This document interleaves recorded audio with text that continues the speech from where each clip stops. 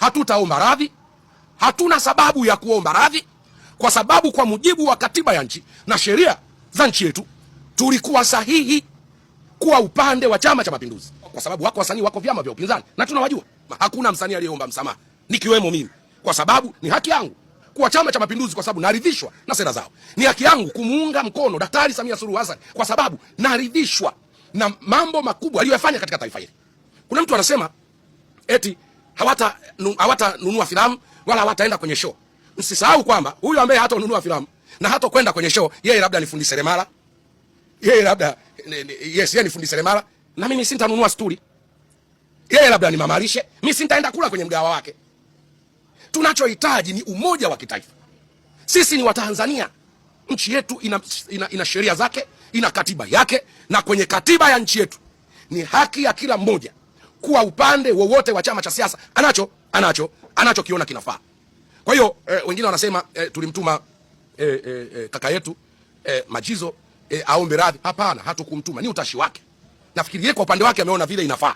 Lakini sisi kama wasanii wa Tanzania hatujamwagiza yoyote na hatutamwagiza yoyote hata ukamilifu wa dahari kwenda kutuombea radhi mahali ambako hatujakosea. Hatujamsapoti Daktari Samia Suluhu Hassan kwa bahati mbaya, kwa sababu ya fedha, kwa sababu ya chochote. Tumeona maono yake ya kulipeleka taifa letu mahali ambapo kila mmoja siku moja atakuja kufurahi. Na katika maisha, mwanadamu asiyekuwa na upande, huyu ni mtu mfu. Sasa nimeshangazwa na hii lugha kwamba eti wasanii wanaomba radhi. Mimi na wenzangu ambao tulizunguka nchi nzima kumnadi mgombea wa Chama cha Mapinduzi, huo ndio ulikuwa upande wetu. Na niwaambie Watanzania, asiwepo mtu anayewadanganya kwamba kuna mtu anaomba radhi. Hakuna mtu anayeomba radhi, hatutaomba radhi, hatuna sababu ya kuomba radhi, kwa sababu kwa mujibu wa katiba ya nchi na sheria za nchi yetu tulikuwa sahihi kuwa upande wa Chama cha Mapinduzi, kwa sababu wako wasanii, wako vyama vya upinzani na tunawajua.